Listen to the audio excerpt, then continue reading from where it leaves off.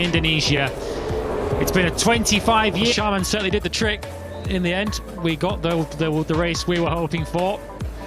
Yeah, whatever that lady's name was, get her inducted into the MotoGP Hall of Fame very, very quickly, because yes, it does look like the rain banisher, or whatever she was called by the locals. She normally goes to big events like weddings and parties. She'll be getting a position at the FIM, I think. She'll be taken to every Grand Prix over the course of the year now to try and ward off any potential wet races or cancellations. So we're about to get underway then for this Indonesian Grand Prix, and Ayat Bastianini goes into it as the championship leader. Let's get a word from Grassini with Simon. Yeah, that was a key word you said there, championship leader. That's why I've come to see Michele Massini.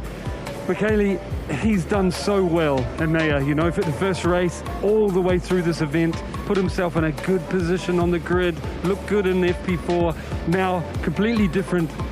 Grassini, the Ducati team, can they continue their stellar start to 2022? Alex Rins, not quite sure that it's sunglasses weather right now for the Suzuki man, but I guess just trying to keep himself focused, trying to hide some of the nerves that will inevitably be hitting these riders. This is nerve-wracking stuff. This is tense. This is where these guys are really, their skills are put to the limit, their concentration, their focus, because they're just about to encounter a racetrack in conditions that they've never experienced before. It's a bit of a level playing.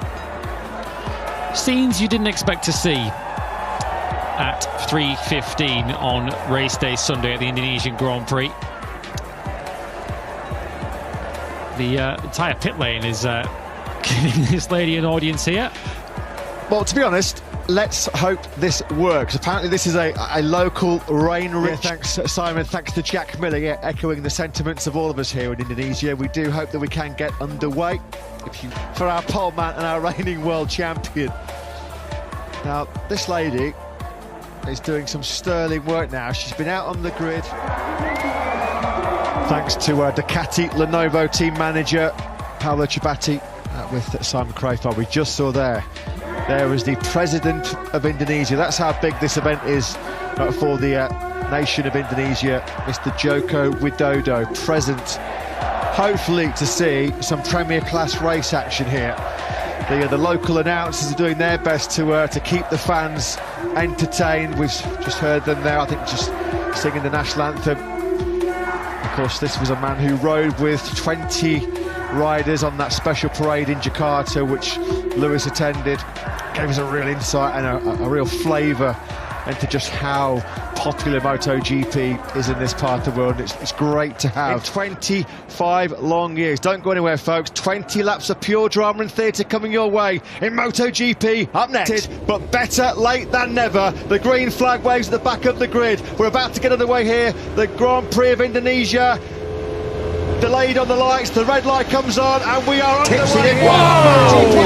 Underway in Indonesia. Big wheelie off the line there for Jorge Martin in second place. Storming start from Miguel Oliveira on the number 88 factory KTM. Quartararo, the poleman, gets the whole shot, but Oliveira up into third. Look at Alex Rins, straight around the outside. He's ran wide into turn one. He's got Jorge Martin on the side, and Rins got a brilliant start from the third row of the grid. He's now been eased twice by Jorge Martin, but Quartararo, just as he hoped for, he's got the whole shot. He's got a clear track. Well, we saw a sensational start from Brad Binder in the dry starting race in Qatar.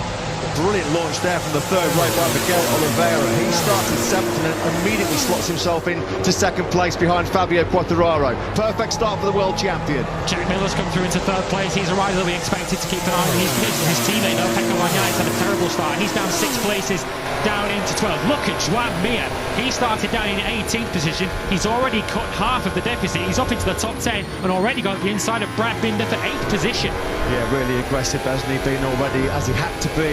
Joan Mir, Alex Marquez, I think, in the background there, just putting his hand up. I think he might have made a bit of a hard move on somebody into turn number 10. They splashed their way through then into the third sector on this opening lap. Fabio Quartararo just where he wanted to be, coming under early pressure here.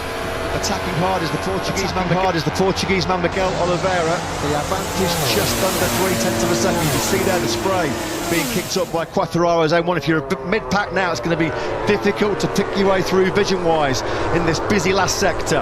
Well, we feared for Yamaha in these wet conditions, but so far they're going very well. Quartararo leads this Grand Prix. Franco Morbidelli's moved through from 14th on the grid up to 6th now. He's just gone past Jorge Martin. Andrea Dovizioso is also going well in 12th as Miguel Oliveira powers his way out of the final corner and eases past Fabio Quartararo. Oh, look at the spray problems further back down the field. I don't know whether Quartararo made a mistake there coming out the final corner. He's been picked up as well now, briefly by Jack Miller into turn 1. He just lost all of his exit speed out of turn 17 to Quartararo. That's how Oliveira got through by the time they got to the finish line.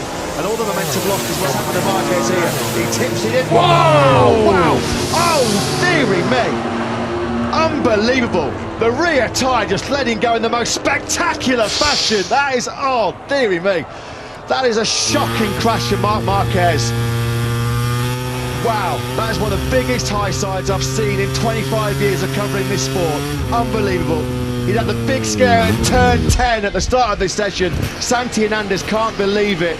Understandably, the rookies are taking it cautious. Marco Bezzecchi's dropped all the way back to 20th. He's just ahead of Remy Gardner and Darren Binder. Fabio Di Gianantonio is the leading rookie at the moment in 16th, but they're taking it understandably cautiously in these very early stages. But Oliveira away at the front. Jack Miller, though, on the move in second place. We've got 4 different manufacturers in the top 4 at the moment, with Alex Rins just out of picture. There he is in the back of the screens, up in 4th, just ahead of Johan Zarco. Here comes Jack Miller then up the inside of Miguel Oliveira into turn 10, and he's got that move stuck. That's brilliant by the Ducati man. We thought he was going to be a big contender in these rain conditions. These are conditions that the Thriller Miller revels in. Oliveira just struggling for pace. He ran a little bit wide there, then he coming through turn number 11. Thought he was going to get swallowed up by Fabio Quartararo. As good of a start it's been for Oliveira's KTM, it's been a bad start for Brad Binder. He's dropped outside the top 10 from that promising 4th place. And the championship leader, Enea Bastianini, he's all the way down in 15th spot, so he's not enjoying these conditions at this very early stage. Maybe he'll build into it as this race goes on, but the championship leader is in big trouble at this very early stage. Here are your 3 leaders then, and Miguel Oliveira has a little bit of a look at Jack Miller. Quartararo's hanging on to them. It looked like he might slip backwards when he lost lead at the start of this lap, but now with some references ahead of him, Quartararo are able to go with the leaders. Amazing performance by these guys when you think that they've had no proper wet weather experience around this Mandalika circuit. Jack Miller just set the fastest lap of the race, a 1:41.964. That's just about 10 seconds away from their best speed in qualifying conditions on such slick tyres yesterday. Amazing lap times, amazing confidence. This is why these guys are the very best in the world. System quite literally. Oh, and that's Martin crashing out at turn 1. It's a fast one in there, but Jorge Martin has crashed out of the second race in the championship. So 2 DNFs to start the year. This one, though, Neil, of his own fault. Yeah, but he locks the front. Let's watch this. Cuts across on the brakes. Oh, it's the puddle. Washes out. I tell you, that was. There's not a lot you can do. The only issue he's got yesterday, amazing lap times, amazing confidence. This is why these guys are the very best in the world. To be setting these lap times with their experience in these conditions around this Mandalika track, incredible. I think Quartararo made a little bit of a mistake through turn 1. We just saw him wide in the back of the shot. He's now coming under a bit of pressure from Alex Rins. There is Quartararo's teammate Franco Morbidelli, who's made big progress in these early stages. A little bit surprised that the other Ducatis aren't quite as competitive as we thought in these early stages. Jorge Martin down in 8th position, but Pecco Bagnaia is starting to make progress back through the pack now after his 4th start. He's back up into 9th. And Miller mullered them on that second lap. He was almost a second faster than anybody else as Alex Rins comes from a long way back. That's going to be tight. Oh, so easy there to lock the front and wash out the front end of that Suzuki. Might have also skipped from back the world champion Fabio Quartararo as well. Now then, Rins and Zarco got to find a way through on Quartararo. Oh, he's gone. Now then, that could be so crucial. Marc Marquez then, his bike barrel rolls through the gravel trap. He's quick on his feet. He's trying to get the other bike. Isn't this awesome? He'd already decided to get the other bike. He hadn't even come to a rest, had he? How significant, though, is this moment for Marc Marquez?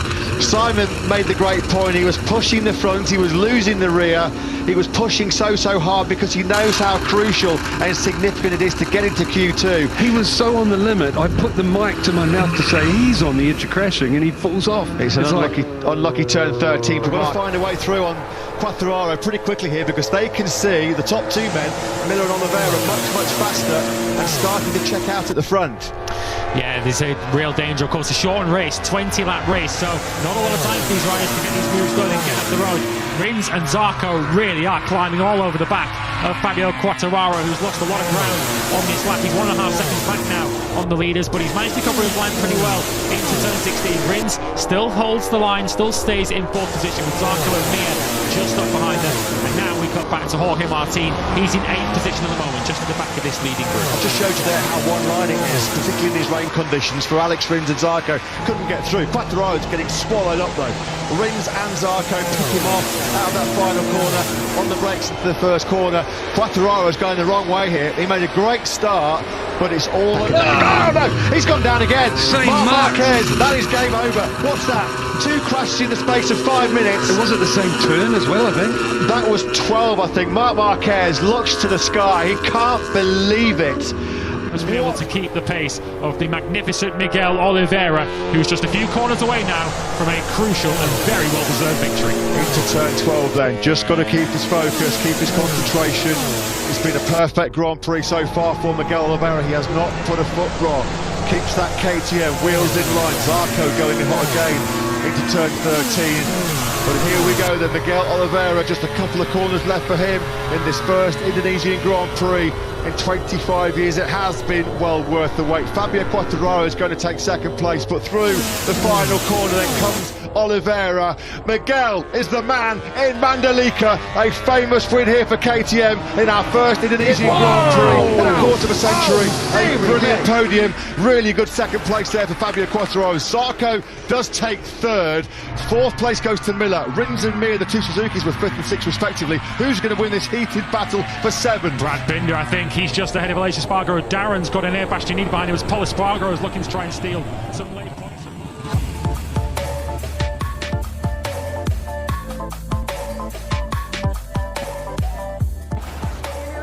Juara 3-nya adalah Zarco. Dan ini ada tampaknya sang juara kita, Zarco. Dan selanjutnya adalah juara 2 kita adalah Quartararo. Dan ini adalah pemenangnya juara 2 kita. Dan selanjutnya sang Mega Bintang, sang Preman City, dan sang Oliveira juara 1 kita. Pemenang kita, juara 1 kita yang tidak terkalahkan, pembalap kita. Dan ini adalah sang juara kita semua. Dan selanjutnya pembagian hadiah untuk juara 3 kita diserahkan. Oke, mendapatkan sebuah hadiah, yaitu Mia. Kawaki apa itu? Ya itulah pokoknya mendapatkan saya hadiah. Dan selanjutnya penyerahan juara 2 kepada Quartararo. Dan ini adalah bingkisannya. Dan hadiahnya adalah minyak bimoli. Dan pada akhirnya sang juara kita adalah Oliveira, akan serahkan hadiah. Dan ini adalah sebuah hadiahnya. Wah, sangat cantik sekali. Dan mendapatkan minyak Zarco. Selamat untuk sang juara kita MotoGP season ini. Dan terima kasih kepada semuanya.